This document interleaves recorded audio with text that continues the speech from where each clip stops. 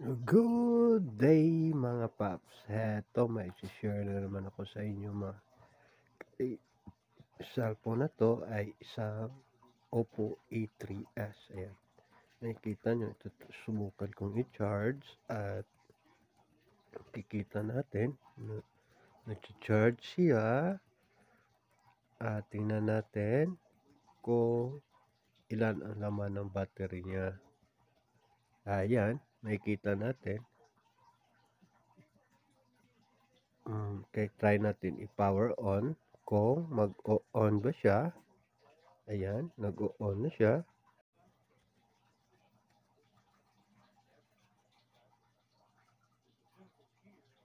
Ayan, nag-charge na siya. At try natin mag-start up na siya para ma-check natin kung ano ba talaga ang sira nito mga paps. Ayan. So, nag-on na siya normally. Maya-maya, makikita na natin yung may iyon. Yan yung may-ari mga paps. Yan. So, subukan natin. Paganahin ang cellphone niya. Okay naman. Yan, responsive naman. Yeah. Yan.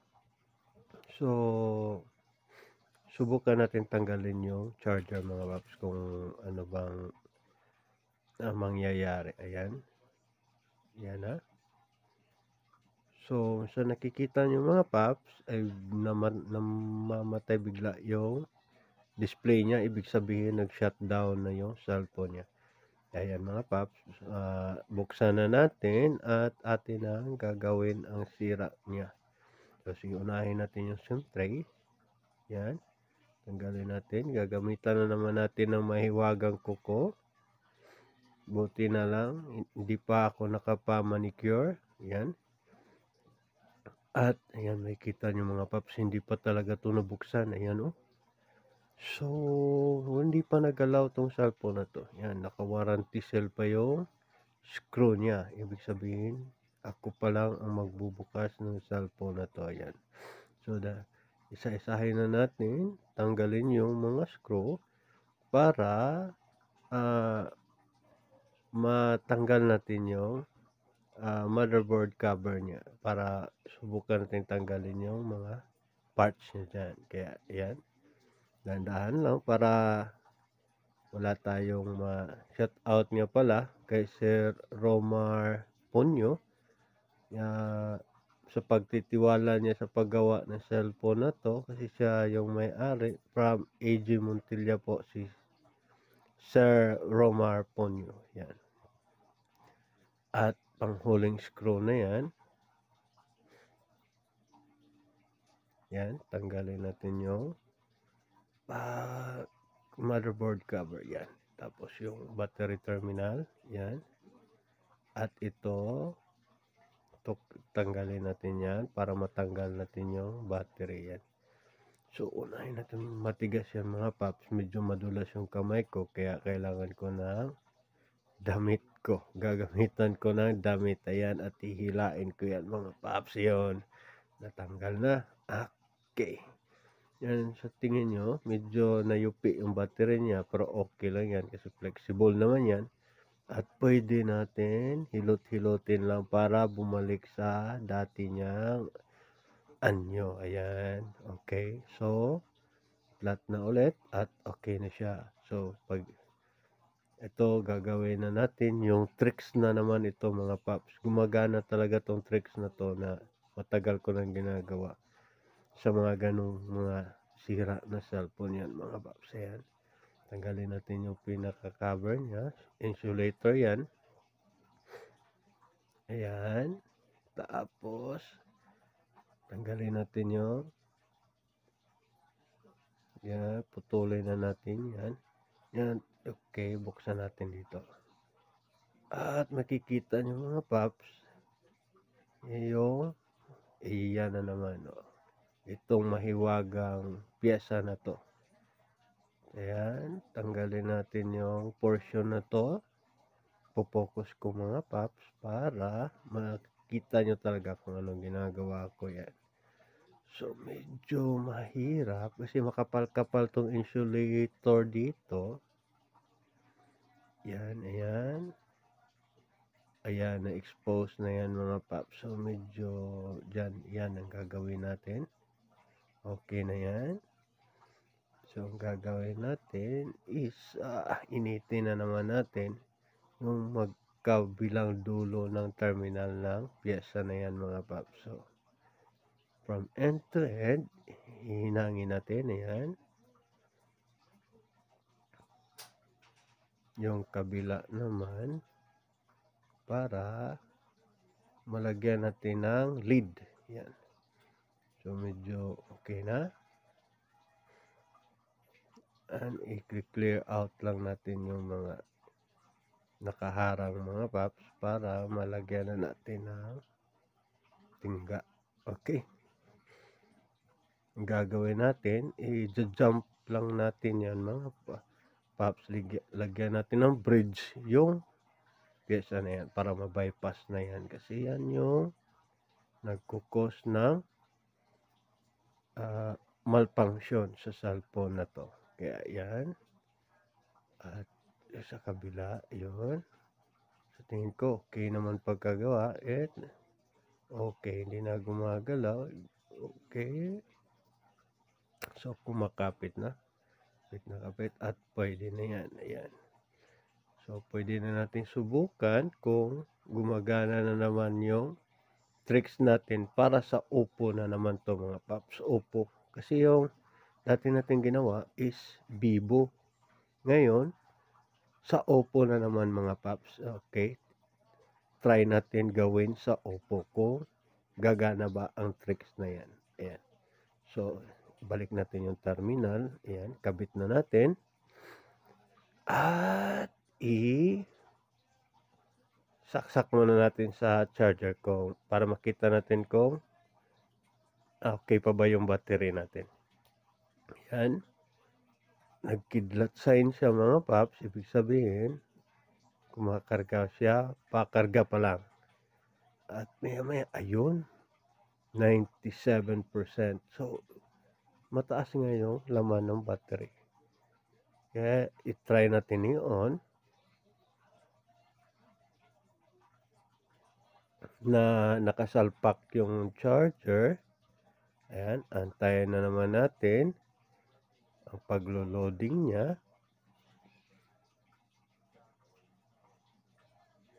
Shout out nga pala sa may-ari nito na si Mr. Romar Ponyo from EG Montilla. Ayan.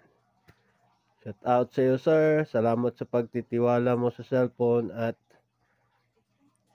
nagawan ko ng paraan at magamit na ng asawa mo at yung cellphone na to. Ayan.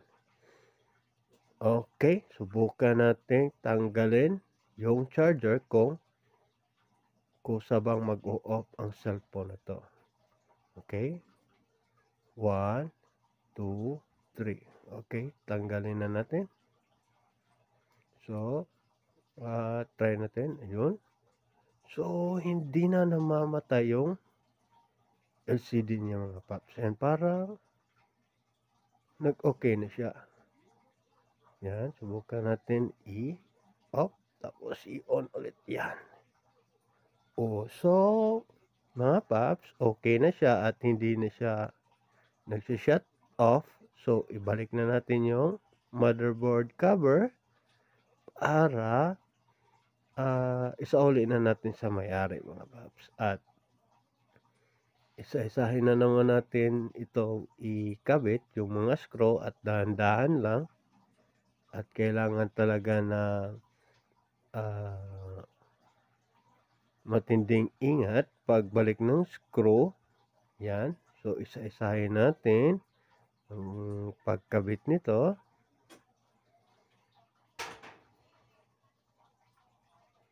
Yan ang mga paps. At siya nga pala, maraming salamat sa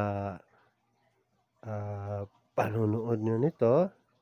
At sana may natutunan kayong panibagong technique na naman kung paano ayusin ang mga cellphone na Oppo A3s pag nag-auto shut off yung problema. Ganito lang mga paps. At sana ay mai-share nyo ito sa mga kaibigan nyo kung paano lang gawin para pwede nyo nang gawin sa sarili nyo at di na kayo pupunta pa ng mga shop. Yan.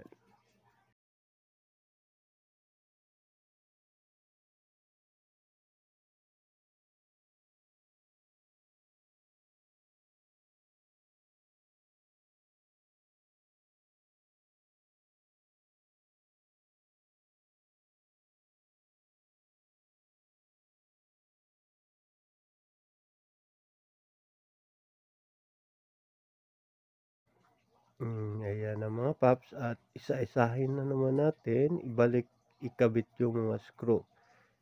At nag-aantay na kasi yung may-ari at excited na niya magamit yung cellphone niya. At masubukan kung gumagana na ba talaga yung cellphone na to. Ayan. So, okay na. Kabit natin yung SIM tray. At on. Check. Okay. Ayan na. Gumagana at hindi na siya namamatay ng kosa. Kaya, ayan. Yan mga paps at subukan nating pindot-pindutin, galaw-galawin natin kung magsa-shut off ba yung cellphone na to. Kaya ayan, i-off natin, i-on. Subukan natin ikabit sa wifi or data, yan. Kung mag-o-off pa ba tong cellphone na to, ayan. Connect natin.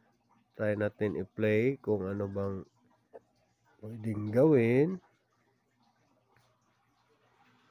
Yan. At saglit lang kasi nangangati yung kinagat ako ng lamok. Kaya saglit lang. Ayan. Kukonect tayo sa wifi para ma-check natin.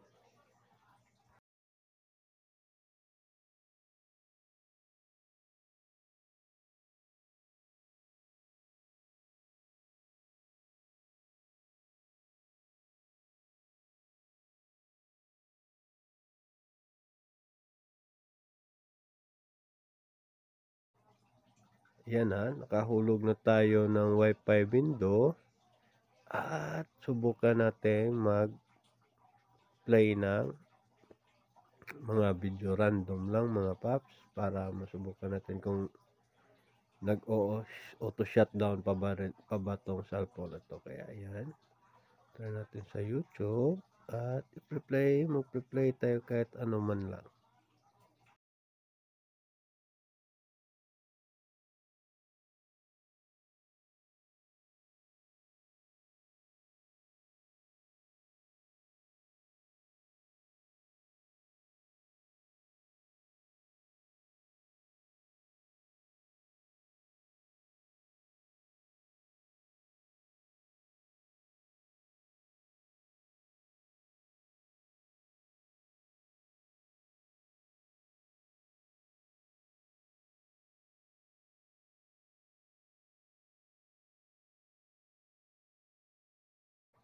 Ayan, naglo-load up na yung YouTube at medyo okay.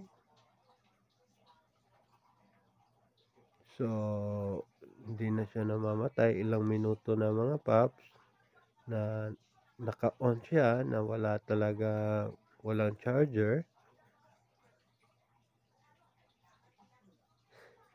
Yan na, buksan natin ulit.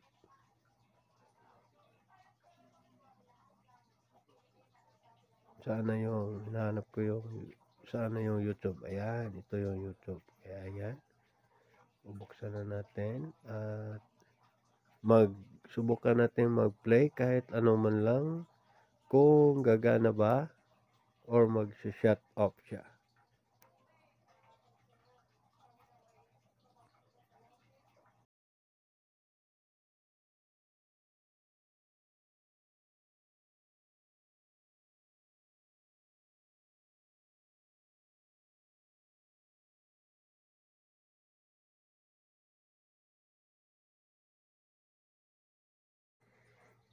Ayan na mga paps at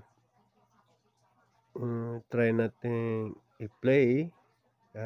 kahit anong video man lang para pakita na gumagana na talaga ang cellphone na to.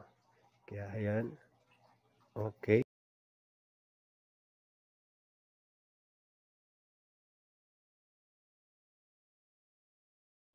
Yan, salamat sa panonood at sana may natutunan kayong technique na galing sa video na to. Kaya salamat, bye bye.